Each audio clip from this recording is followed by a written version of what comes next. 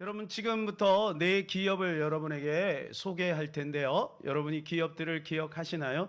시어스, 코닥, 그리고 노키아, 야후입니다. 어떠세요? 여러분 기억하십니까? 여러분, 이 네 기업의 공통점은 지금은 없다는 것이고요. 파산했다는 것이죠. 시어스라고 하는 기업은 1886년도 136년 됐죠. 그런데 작년에 마지막 스토어가 문을 닫았습니다. 코닥은 그보다 8년 전에 창업이 되었죠. 1878년도에 창업이 되었는데 아마 코닥은 모르는 사람이 거의 없을 겁니다. 그런데 2012년도에 파산을 하고 말았습니다. 노키아는요, 핀란드에서 수출 주종목이었습니다. 노키아 핸드폰이. 그래서 노키아 전체 수출량의 20%를 감당했습니다. 전 세계 핸드폰 시장의 40%를 장악을 했어요. 대단한 기업이죠. 그때는 뭐 삼성보다 앞섰죠. 그런데 이 노키아도 2013년도에 MS에 넘어갔습니다. 야후도 아마 여러분 기억하실 거예요. 야후재팬, 또 야후코리아. 1990년대에 이제 포털 사이트로 이제 이름을 올리면서 2000년대 중반에 인터넷 포털의 1위였습니다. 전 세계 1위. 근데 구글이 등장을 하면서 이제 야후가 내리막길을 걷더니 결국은 2016년도에 파산을 하고 말았습니다. 아니, 이렇게 대단했던 기업들이 왜 파산을 했을까? 전문가들이 조사를 해본 거죠. 이유가 있지 않겠는가? 한마디로 말하면 안주였습니다. 변화를 꾀하지 않고 시대의 변화에 민감하지 않고 그냥 안주했던 거예요.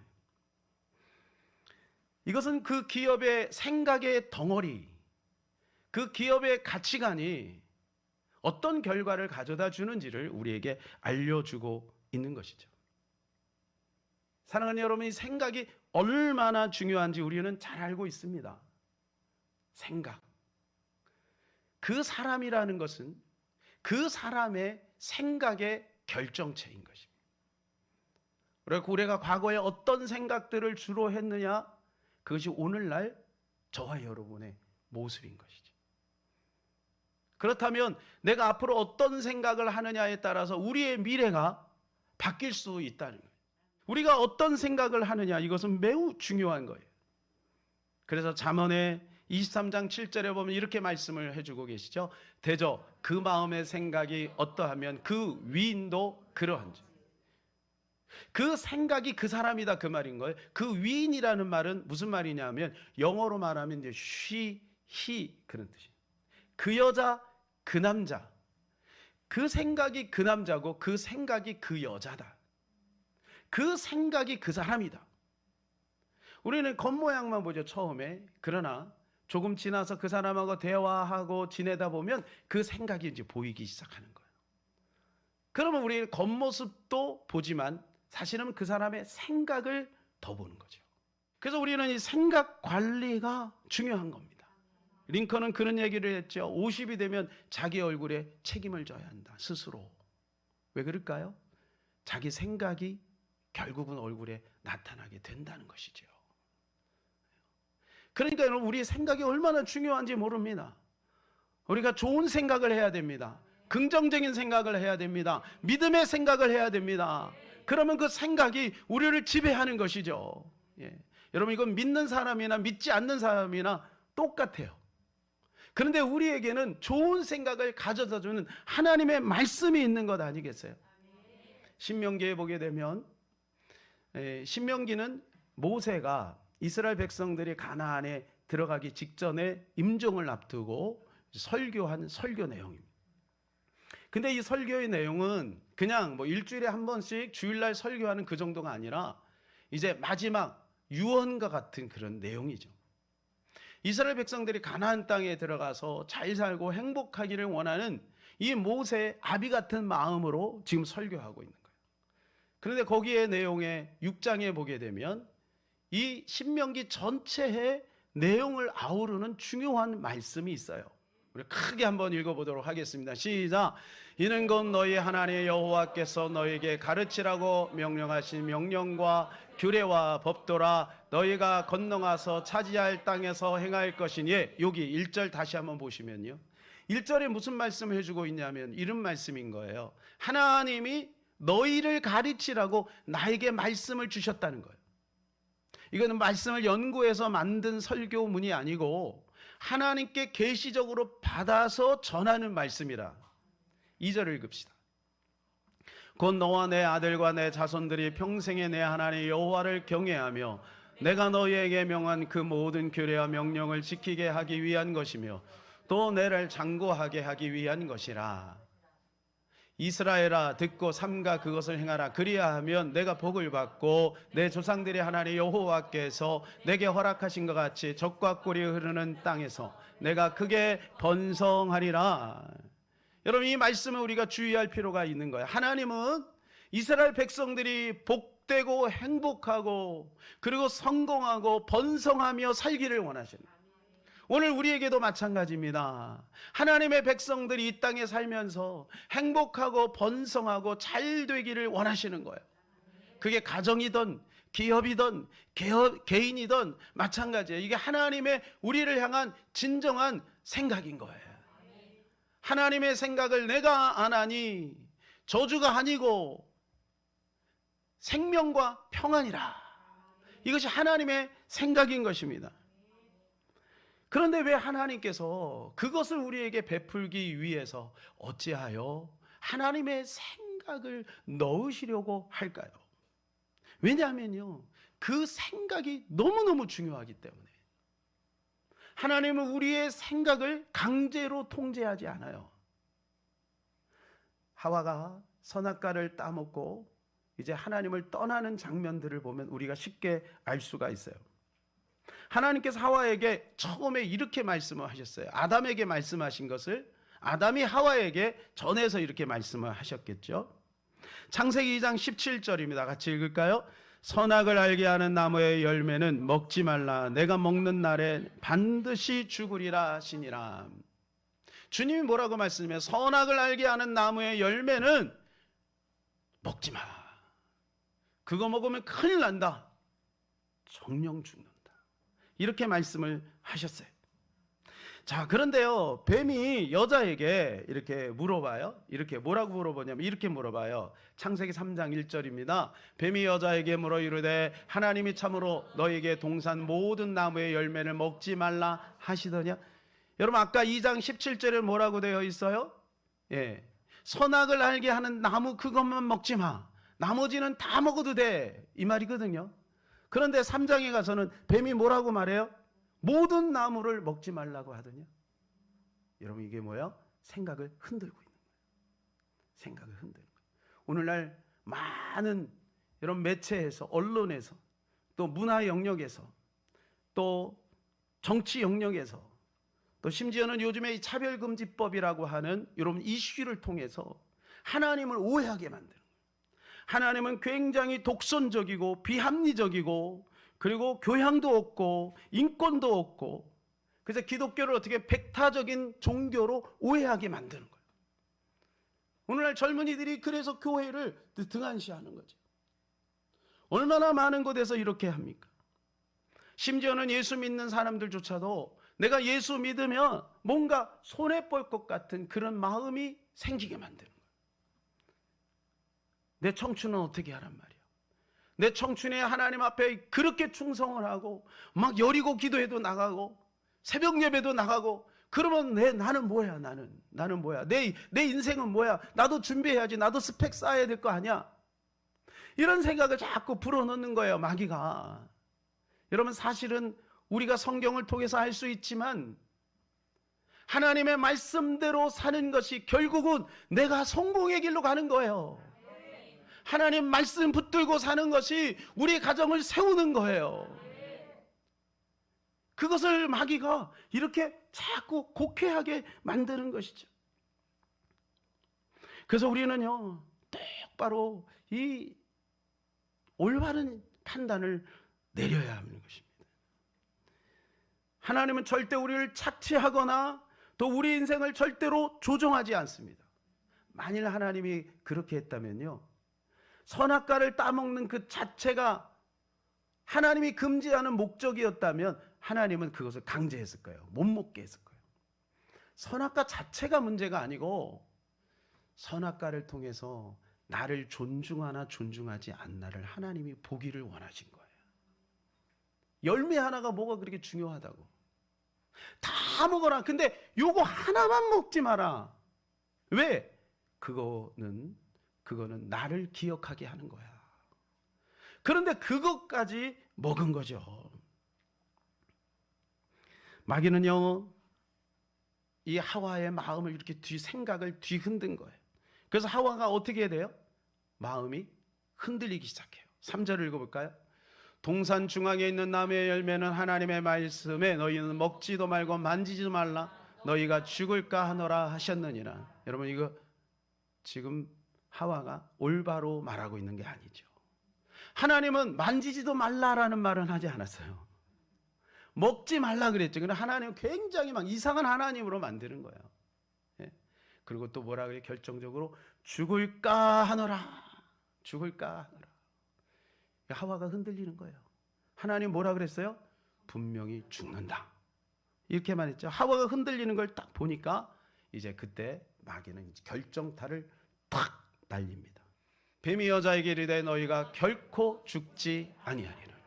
하나님 뭐라고 말씀하셨어요? 정령 반드시 surely 죽는다. 확실히 죽는다. 그런데 하와가 그것이 생각에 틀이 되지 않고 아주 얇은 지식이 돼버리고 나니까 죽을까 하노라 그랬더니 이제 마귀가 강펀치를 딱 남기는데 뭐라 그래요? 결코 죽지 않는다. 이렇게 하는 거예요. 여러분, 우리가 어떤 생각을, 마귀가 주는 생각을 조금씩 받아들이기 시작하면 나중에는요, 우리의 마음에 무슨 생각이 드냐면 확신이 와요. 괜찮네. 이대로 살아도 괜찮네. 이런 생각들이 점점 오게 돼요. 여러분, 이렇게 되면 나중에 어떻게 될까요? 마귀를 팔았던 가룟 유다의 마음속에도 바로 마귀가 이런 생각을 넣은 겁니다. 요한복음 13장 2절입니다. 마귀가 벌써 시몬의 아들 가룟 유다의 마음에 예수를 팔려는 생각을 넣었더라. 마귀가 예수를 팔게 강제적으로 그렇게 끈 것이 아니라 생각을 넣은 것입니다. 우리가 수없는 선악과를 따먹을 때 선악과를 마귀가 우리의 손을 끌고 가서 따먹은 게 아니라 우리의 생각을 마귀가 지배하는 것이죠. 사랑하는 여러분, 그러면 어떻게 우리의 생각을 이 생각의 하나님의 말씀으로 생각의 틀로 고정할 수 있을까요? 그것은 육신의 생각에 익숙해지지 말고 하나님의 말씀에 익숙해져야 된다는 것입니다. 우리 안에는 두 가지 생각이 항상 공존합니다. 육신의 생각과 마귀의 생각, 육신의 생각과 영의 생각이 항상 공존하게 되어 있는 거죠. 이 생각을 우리가 어떻게 따라가느냐, 여기에 뭐가 생기냐면 경향성이 생깁니다. 자, 여러분, 제가 여러분에게 정치 이야기를 하는 거 아니니 여러분 이해하시고 들으시기 바랍니다. 우리나라가 이게 두터운 이 두 개 층으로 나눠져 있어요. 보수와 진보. 이게 점점 두터워졌어요. 이제 중보가 굉장히 얇아졌죠. 그래서 저는 한번 생각을 해봤어요. 왜 보수가 되었고 왜 진보가 되었을까? 여러분, 그것은 뭔가에 어렸을 때부터 자극을 받아서 어떤 경험에 의해서 어떤 가르침에 의해서 자기도 모르게 그쪽 경향성이 생긴 거예요. 그러면 이것은 다 옳고 이것은 다 틀릴까요? 아니죠. 근데 지금 우리나라는 어때요? 저쪽은 무조건 싫어요. 무조건 잘못됐어요. 근데 이쪽은 어때요? 내가 이쪽에 있으니까 이건 무조건 옳아요. 더군다나 유튜브에서 내가 한번 그쪽에 어떤 경향성이 생기면 알고리즘으로 해가지고 아침마다 친절하게 탁탁 그걸 올려주네. 그러니까 생각이 자꾸 편협한 생각으로 가는 거예요. 중도는 왜 중도예요? 이것도 옳고 저것도 옳고 이것도 틀리고 저것도 틀려. 그래서 선거할 때 분위기에 따라 휩쓸려서 이쪽으로 선택하는 거죠. 여러분, 그런데 우리의 인생에 있어서, 우리의 인생의 가치관에 있어서 중도가 되면 안 된다는 거예요. 분위기에 따라 휩쓸리면 안 된다는 거예요. 세상이 주는 생각을 받아들이든지, 아니면 차라리 그쪽으로 쭉 나가든지, 아니면 하나님이 주신 생각을 붙들고 그 말씀 안에서 살아가든지, 우리는 그렇게 해야 되는 것입니다. 그래서 모세가, 여호수아가 뭐라고 말합니까? 너희가 바알을 섬기든지 하나님을 섬기든지 둘 중에 하나를 해라. 나와 우리 가정은 오직 여호와만을 섬기겠다. 이렇게 고백하는 거 아니겠어요? 우리가 하나님만을 섬기면 하나님께서 우리 인생을 책임져 주시는 것입니다. 우리 인생이, 우리 가정이 복되게 해주시는 것입니다. 그런데 마귀는 처음에 어떻게 어설프게 중도에 빠지게 만드고, 나중에는 하나님의 말씀에 반대되는 쪽으로 강펀치를 딱 남겨서 결국은 쓰러지게 만드는 거예요. 근데 그 결과는 어떻습니까? 오늘 본문의 6절에 보면 이렇게 말씀을 해주고 있어요. 육신의 생각은 사망이요 영의 생각은 생명과 평안이니라. 육신의 생각은 사망. 여러분, 사망은 뭐죠? 그렇죠. 죽는 것으로 끝나는 것이 아니죠. 그 다음은 어디로 갈까요? 여러분, 육신의 생각을 계속 쫓아가면 위험한 거예요. 영의 생각은 생명과 평안인 거예요. 심지어 7절에 이렇게 말씀을 해주고 있습니다. 육신의 생각은 하나님과 원수가 되나니 이는 하나님의 법에 굴복하지 아니할 뿐 아니라 할 수도 없습니다. 하나님과 원수가 돼버렸는데 하나님 기도 응답이 있겠습니까? 하나님 주신 진정한 평안과 기쁨과 복이 있겠습니까? 여러분, 육신의 생각을 받아들이면 결국 하와처럼 될 수 있다는 것입니다. 만일에 우리가 가지고 있는 생각이나 자기 고집이나 육신의 생각이 끝까지 쫓아가면 어떤 일이 벌어질까요? 우리는 역사를 통해서 교훈을 받아야 되는데, 역사서에 이렇게 보면, 다니엘서에 보게 되면 대단한 왕이 한 사람 나오죠. 느부갓네살 왕. 그때 당시에 전 세계를 쥐락펴락했던 그런 대단한 왕이죠. 근데 하나님께서 그에게 말씀해 주고 계세요.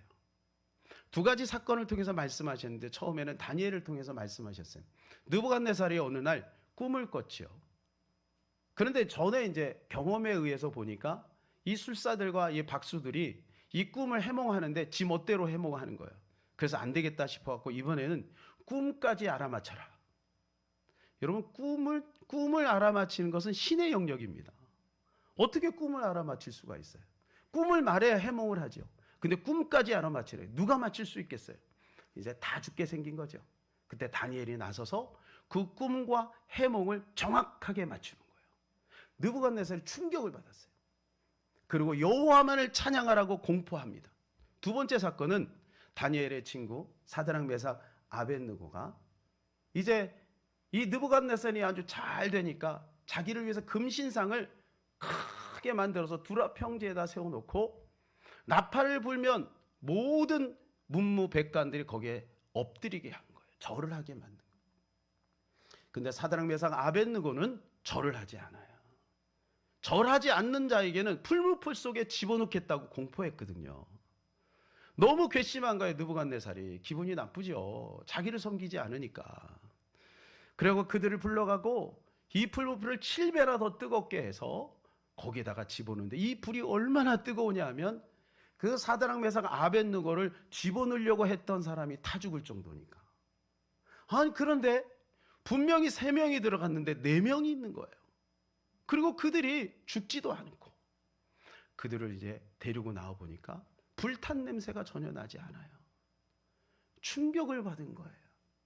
여러분, 느부갓네살은요, 하나님의 지식에 대한 자극을 받고 충격을 받았지만 생각은 바꾸지 않았어요. 오늘날 수많은 사람이 일주일에 한 번씩 충격받고 그냥 가요. 자극만 받고 그냥 가요. 그리고 자기 생각대로 살아가요. 여러분, 자기 생각을 바꾸지 않으면 결정적인 순간에 하나님의 말씀이 자기를 보호할 수 없어요. 그러니까 나중에 어떻게 됩니까? 이 느부갓네살은 7년 동안 광야에서 외롭게 살다가 죽습니다. 왕이 됐는데 왕의 자리에서 쫓겨나 버리고 마는 거예요. 사울 왕은 어때요? 하나님께 그에게 몇 차례나 기회를 주지 않습니까? 그런데 끝까지 자기 생각을 굽히지 않고 꺾지 않고 자기 생각대로 나가는 거예요. 그랬더니 결국 어떻게 됩니까? 사울 왕도 나중에 비참한 최후를 맞이하지 않습니까? 하지만 여러분 요나서를 보세요. 똑같은 왕이 아니에요. 요나서에 보면은 아수르가 나오는데 아수르의 니느웨 성, 아수르의 수도 니느웨 성에 요나가 가서 3일 길을 돌아야 되는 그 길에 하루 길을 돌면서 회개하라고 외쳤는데 이 아수르 왕이 그 말씀을 듣고 제에 앉아 회개를 해요. 짐승까지, 왕부터 저 짐승까지 금식하며 회개해요. 하나님의 생각을 받아들인 거죠. 하나님의 생각을 받아들이고 나니 하나님이 그 아수르를 멸하지 않으시는 거예요. 여러분, 하나님의 생각을 받아들이는 것이 얼마나 중요한가요? 저는 과거에 제 생각대로 살아보고 싶은 생각들이 있었어요. 그래서 제가 전도사 때 왜 꼭 전도사는 도움만 받으면서 살아야 돼? 나는 돈 벌어가지고 도우면서 내가 목회해야지. 이런 잘못된 생각을 한동안 가졌어요. 결과는 어떻게 되냐? 죽도록 고생했습니다. 죽도록 고생했어요. 그러고 나서 이제 제자리를 찾아요. 나중에 나이가 들어서. 제자리를 찾고 나니까요. 그때부터 하나님의 도움의 손길이 오는 거, 환경이 열리기 시작하고, 이 자리가 내 자리구나. 마음의 평안을 주시고 또 은혜를 주시고 또 길을 열어주시는 것을 경험했습니다. 여러분, 십자가 상에 보면 두 강도가 있습니다. 이 마지막 순간 아니겠어요? 그런데 한 강도는 예수님의 생각을 받아들이고 낙원에 이르고, 한 강도는 예수님의 생각을 거부하는 거예요. 삶과 죽음의 사이에 예수가 있는 거예요. 천국과 지옥 사이에 예수님이 있는 거예요. 근데 저는 이 강도 이야기 할 때마다 조금 조심스러운 게 뭐냐면, 간혹가다 어떤 남성분들이 그런 얘기를 해요.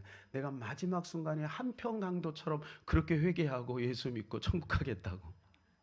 여러분, 그건 하나님의 소관이에요. 하나님의 소관. 예수 그리스도를 우리가 믿고 예수 그리스도를 따르고 예수 그리스도의 생각을 받아들이는 것이 얼마나 중요한 것입니까? 그것은 천국과 지옥을 가르는 것이고 우리의 삶에 행복을 가져다 주느냐 아니면 고통과 저주를 가져다 주느냐, 그 차이를 가져다 주는 것입니다. 예레미야 6장 19절을 읽어볼까요? 땅이여 들으라, 내가 이 백성에게 재앙을 내리니 이것이 그들의 생각의 결과라. 그들이 내 말을 듣지 아니하며 내 율법을 거절하였습니다. 그들의 생각의 결과라는 거예요. 하나님은 우리의 생각을 강제하지 않습니다. 하나님은 오늘도 우리에게 하나님의 생각을 말씀으로 선포할 뿐이에요. 그러나 그 생각을 받아들이는 것은 우리지요. 그런데 마귀도 마찬가지인 거예요.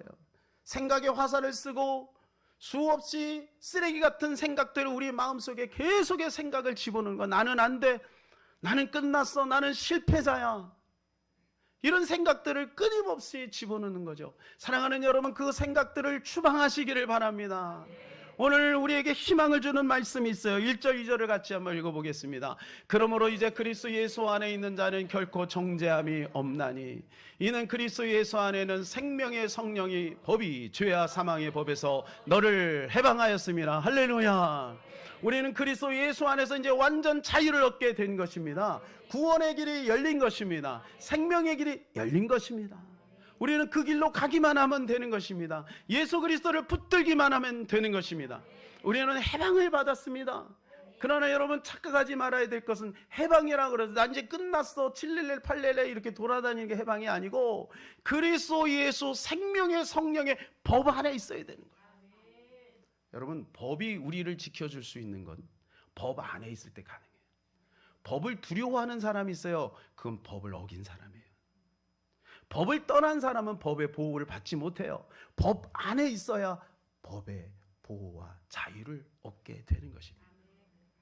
그리스도 예수 생명, 성령의 생명의 법, 이 법 안에서 자유를 날마다 누리시는 저와 여러분 되기를 바랍니다. 사랑하는 여러분이 결론입니다. 그리스도를 바라보세요. 마귀가 주는 생각들을 우리가 벗어버려야 됩니다. 계속해서 주님을 바라보면 주님이 우리의 안에 하나님의 말씀과 또 은혜를 베풀어 주셔서 믿음으로 승리케 해 주실 줄로 믿습니다.